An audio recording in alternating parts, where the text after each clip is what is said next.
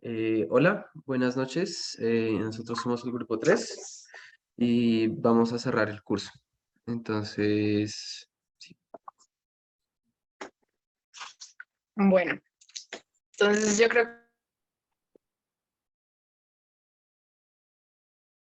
que para comenzar a retomarlo, yo creo que en lo personal, a mí el libro de Bes lo que me ayudó fue a generar una sensibilidad por el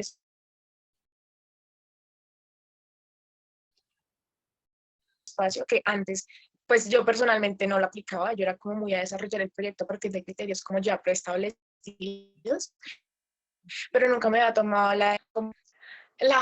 el tiempo de generar como esa sensibilidad de pensar en lo que construimos y que hay más allá de lo que como de lo que es visible normalmente. Entonces digamos que a mí me ha ayudado un montón y más en mi sección como que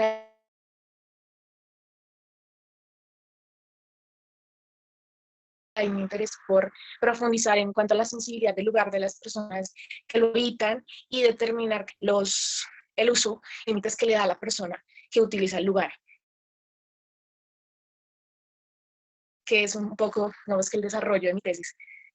Sí, extenderme explicándolo un poco, pero yo entendí y desplegué un concepto en el que estaba la retícula como elemento arquitectónico que pretende poner límites y estaba la, pero entonces en la nube está todo eso que es incontrolable, que es en definitiva el habitar del espacio, que es mucho de lo que habla ves en su libro alrededor de y de cómo habitar el espacio a partir de esos conceptos, pero en general siento que todo lo lleva hacia el mismo lugar de establecer como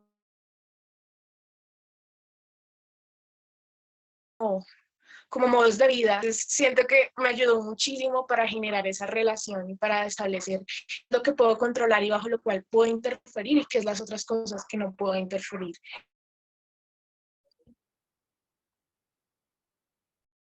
Y lo que definitivamente sobre lo que pude me ha ayudado. Entonces siento que sí, de verdad me ha servido muchísimo para esa sensibilidad que yo no tenía y que a muchos nos cuesta en el momento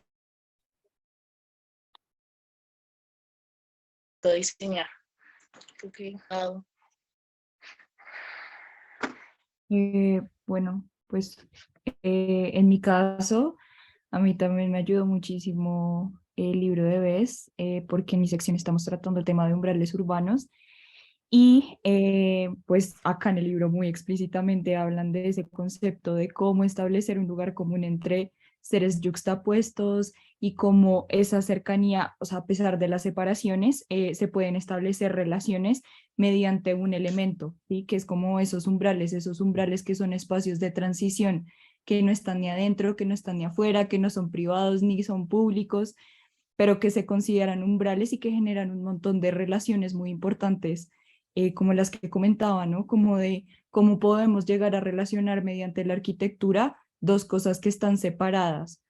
Y me pareció también muy interesante porque gracias al libro de Bes, encontré, pues había una parte en donde él comparaba y bueno, también citaba a un autor y hablaban de los umbrales que protegen y lo relacionaban como esos umbrales urbanos con los niños y que empezaban a hablar sobre que el umbral es un espacio de juego dentro de unos espacios fijos y, y bueno, eso gracias a esas citas y a ese concepto de umbral que también es muy amplio en el libro de Bes, pues logré llegar a un referente que ha sido muy importante en mi proyecto de grado, que es Van Eyck.